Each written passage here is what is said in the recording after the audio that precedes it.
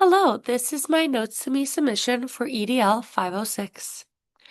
I am currently teaching at Natividad Pagan International Newcomers Academy, where all students are recent immigrants to the U.S. Students have limited to no English skills when entering, and the goal is for the students to stay up to 2 years, where they have not only learned some of the academic standards, but they have also increased their English understanding within 4 different domains, which is listening, speaking, reading, and writing.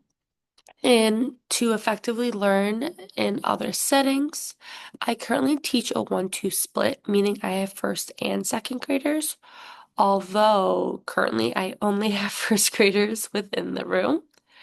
The most common languages in my room is Swahili, but I also have students who speak Dari, Pashto, Spanish, and French. So my personal translation skills doesn't apply too much to my students, but it's going well.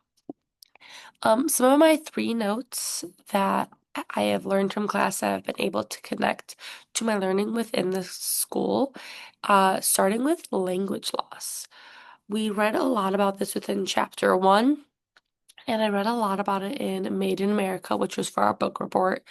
Really encouraging students to embrace their knowledge of their first language and embrace parts of their culture. Students that are learning the English language and the American culture, that doesn't mean they have to forget their origin or where they come from, their family identities. A lot of students do kind of feel the pressure to fit into American society and kind of push away what they have originally known. And this can not only lead to identity loss, but also it can lead to them struggling communicating with their family members. So trying to, within my classroom, students how to say things in other languages. I'll try to encourage them to talk about different things. I don't have my bracelet on right now, but I have a flag for each of my students' countries on it that they really enjoy seeing, and just little subtle ways that we will embrace each other's cultures. And I'll try to find different ways to include it. Another thing that we have learned is within the positive and embracings of the student's culture, one must also acknowledge the student's background of their home country, which might not always be as positive.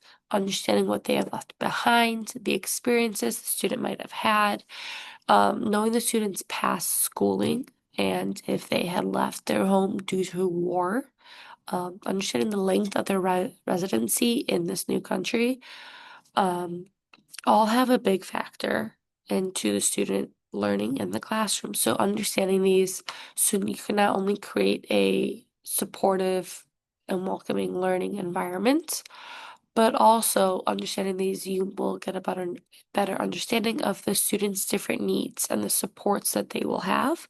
This was mainly talked about in chapter 4, although it is definitely blended into other aspects of our unit. Lastly, we just talked about this most previous week, is allowing students process time and allowing them to communicate in their native language. This isn't just to encourage their native language, but actually helps them process the information they're learning better in their primary native tongue. So when asking a question, giving an extended wait time so that way they can process it and then change and maybe answer in a different way. Allowing students to talk to a partner who maybe speaks a similar language, allowing them to make those connections.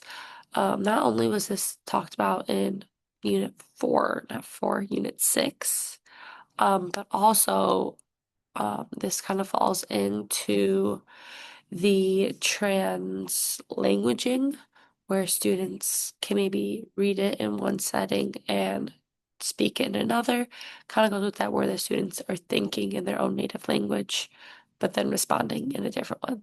I have really enjoyed this course and all that we have learned, and I'm looking forward to having you as a professor again. Thank you.